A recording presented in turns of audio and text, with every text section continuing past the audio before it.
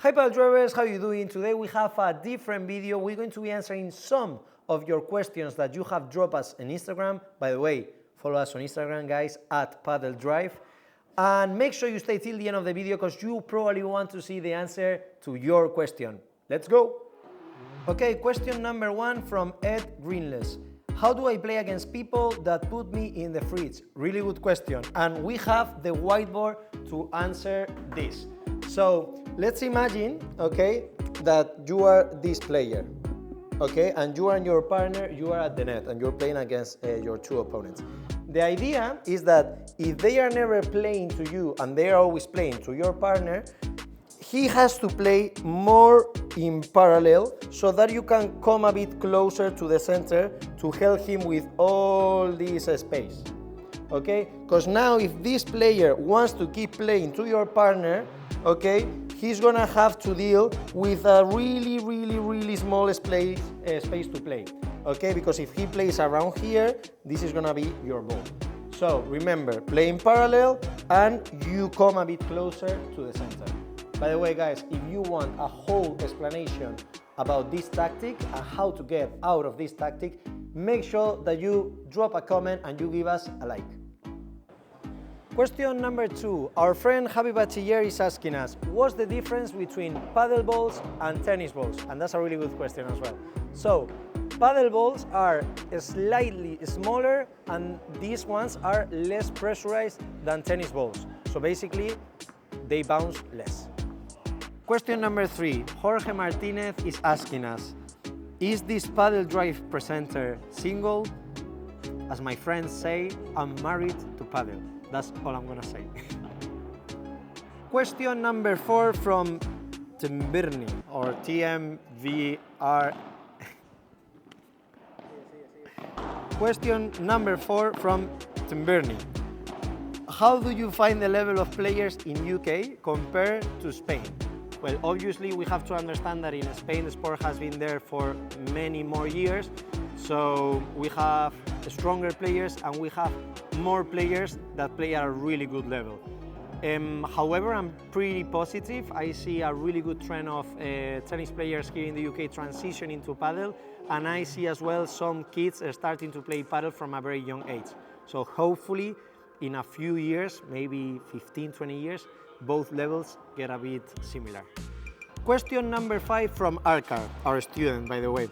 When I hit a lob, when do I know if I have to go to the net and try to block the bandeja from my opponents, and when do I have to stay at the back? This is a really good question, okay?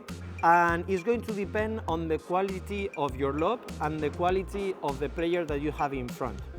If you play a really good lob and it's really deep, usually you can go from time to the net and try to block the next bandeja. Of course, if you're playing against someone that is able to run backwards really quickly and hit a really good bandeja to your body, maybe you want to stay at the back.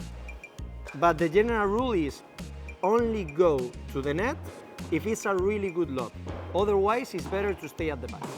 We were thinking that this is actually a really good idea for a tactical video, so if you are interested in us developing more the theory of this tactical concept, let us know in the comments and we will make a video just for this topic. Question number 6 from Nieves. How do I find people to play with? Get some friends. Next question. Okay, now being serious, I see this is one of the biggest problems to accelerate the growth of the sport here in the UK. We need people that is able to connect players. I know so many friends that they want to play Padel, but they don't have someone to play with because they are afraid to play with someone that is not from their level and to feel a little bit behind. So please, clubs from all around the UK, make sure that you have WhatsApp groups and that you connect players so that you can get your course booked and at the same time people can enjoy more this sport. But also get some friends. Question number 7 from Carlin Sath. Why are you so cute? Carlin. Well, I think now it's more popular like this, right? So, Carlin, I love you too. Next question from our friend Mozafara DJ. How to return a serve, where to aim and shot selection. Where to aim and shot selection, they are really broad topics, okay? So I'm just gonna answer the how to return a serve. 3 things to take into account here. Number 1, put it back in. Okay, that's the most important advice that I can give you. Number 2, if you get a really easy ball, it's always better to lob straight away and try to get the net from the very beginning. Okay? And number 3, if it's really hard, just play low. If it's even harder, low and in parallel. Okay? And the other thing that you have to take into account is if you want to take it off the glass or you want to take it in front. But that's a bit more complex. Okay? So we will cover that in another return video. Question number 8 from Thomas Tenix: what's the best supplementary exercise that you can do for Padel? If you really want to take this seriously, my recommendation is that you get yourself into a program with a physical preparator. 1 year ago, I started to train with Marfit, the physical preparator from Martín Dineno, and I really felt the difference. Of course, it requires a lot of time, but your displacements, your power, your mobility, like it will really benefit your paddle. So if it's something that you can afford economically wise and time wise, I really recommend it. Next question from Roxy: when should I play the chiquita? This is a super interesting tactical question. Okay, so the idea is that when we are at the back of the court and my opponents are at the net, usually when I have an easy shot, I'm always gonna play the lob, right? Because I wanna get to the net. However, if you are playing against someone that is quite good and you never play a chiquita, what they're gonna do is they're gonna take a step back and they are just simply gonna be in a better position to hit that bandeja.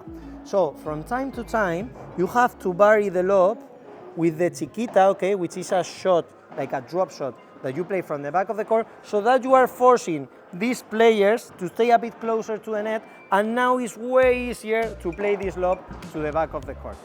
This is a quite advanced shot, but I really recommend that you combine the chiquita with the lob to get the maximum out of this. Next question from Khalid: I do good at training, but when it comes to real matches, I just get lost and I feel like I'm a beginner. This is a really interesting question, and this has happened to me so many times. In competition, you are usually really focused on winning. The thing is, like, winning doesn't depend on you.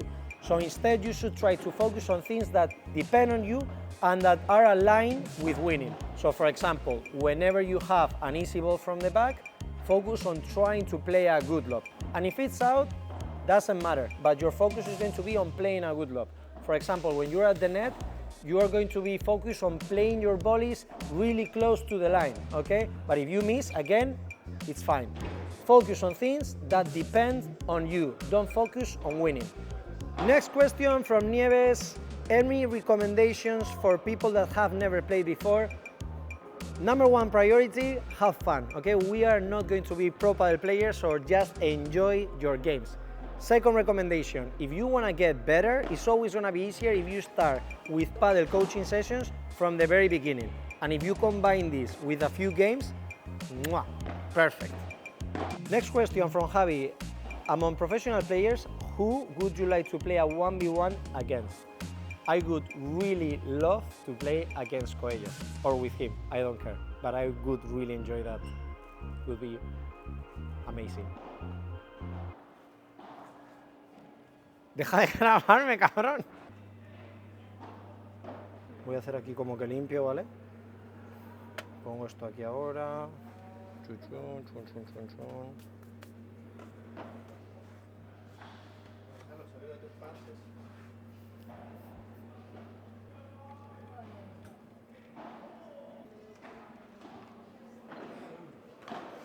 Tururututum. Piki, piki, piki. Yepa.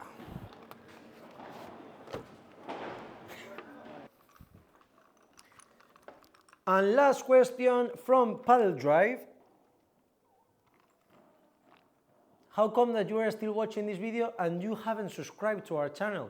Come on, guys, and give us a like. That is super important.